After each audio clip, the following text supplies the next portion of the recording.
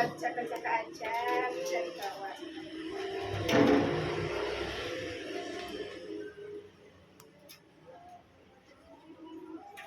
Ini Bu ya.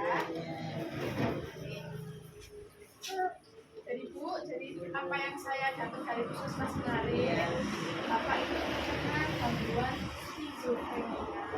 Kalau misalnya Bapak susah nyebutnya skizo aja, bilangnya namanya apa?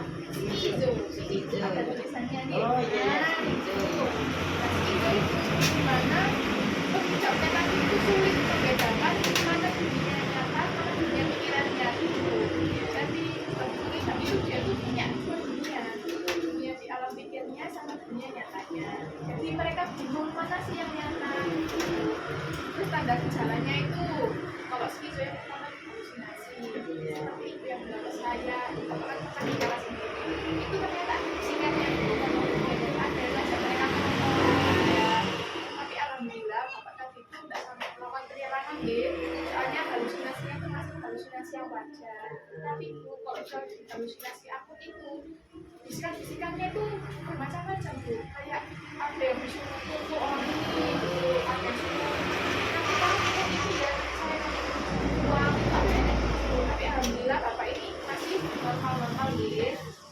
Yang kedua ini ada waham itu dimana bapak itu merasa terancam dengan lingkungan sekitar.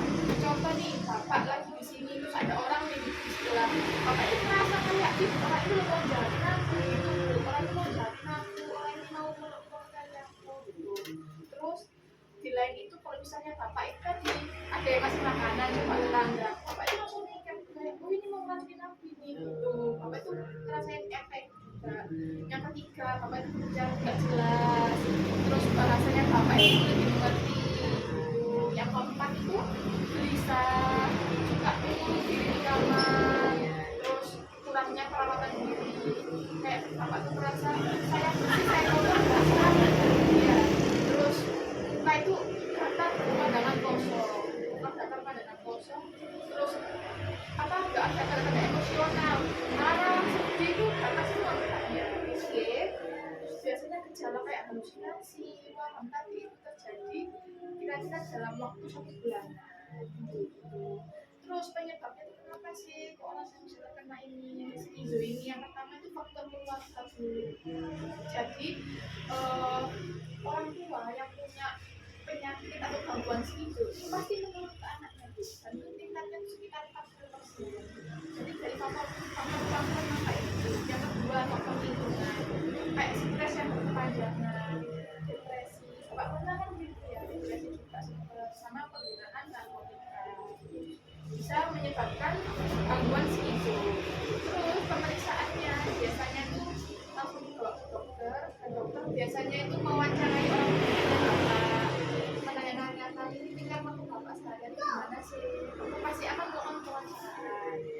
Terus ada yang ketiganya ada jenis-jenis skizonya apa aja. Yang pertama itu skizo paranoid, itu mencakup halusinasi dan waham.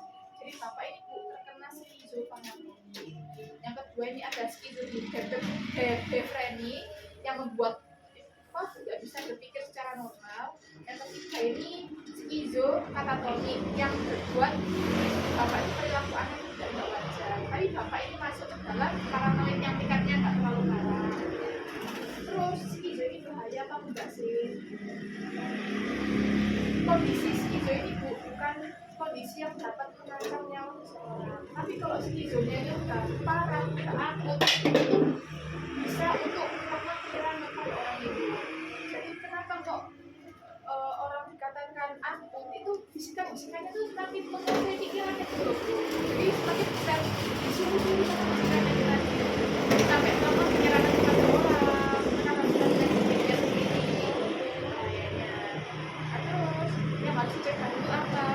Yang pertama menghindari rokok. Rokok malah dikit-dikit ya, dikurangi sehari berapa. Yang kedua itu menghindari alkohol. Yang ketiga itu harus wajib minum obat secara rutin, nggak boleh sekali nggak minum ya. Habis itu ada pengobatannya. Yang pertama itu konsumsi obat antipsikotik. Ini obatnya termasuk obat antipsikotik Bu, karena mengurangi halusinasi tadi. Terus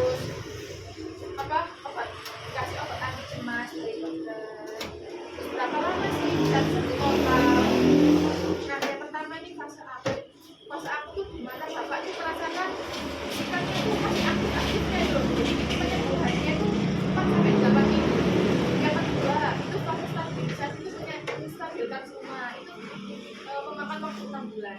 Yang ketiga itu fase penyesuaian, tujuannya itu untuk mencegah kekambuhan, untuk membuat obat pulih, mengatasi semula. Ini memakan waktu cukup lama, bertahun-tahun. Jadi sesuai dengan yang ibu kemarin bilang nih, bertahun-tahun ya, 2010 sampai 2013 nih kalau nggak salah. Terus ini edukasi untuk keluarga. Jadi setelah saya penyuluhan ini nanti, saya harap ibu bisa menerapkan ini ke Pak Sugi. Yang pertama, jangan biarkan Pak Sugi sendiri. Karena gimana kalau misalnya Pak Sugi sendiri, tiba-tiba Pak Sugi lemas, ada bisikan, itu butuh orang untuk bicara, untuk orang. Jadi jangan sampai sendiri, biar tidak dikuasai sama pikirannya nih. Yang kedua, deteksi dari gejala kambuh. Kalau ibu bilangnya, wah bapak ini kambuh nih, langsung dibawa ke rumah sakit.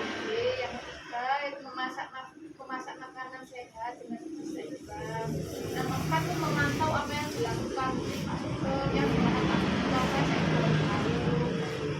Terus mengingatkan minum obat secara rutin, sama libatkan Pak Sugeng ini aktivitas ringan kayak Pak, tolong sapu depan deh, tolong ya bersihkan meja. Jadi tidak diam aja gitu ya. Nah, ini edukasi untuk Pak Sugeng. Nanti Pak Sugeng di dalam ya.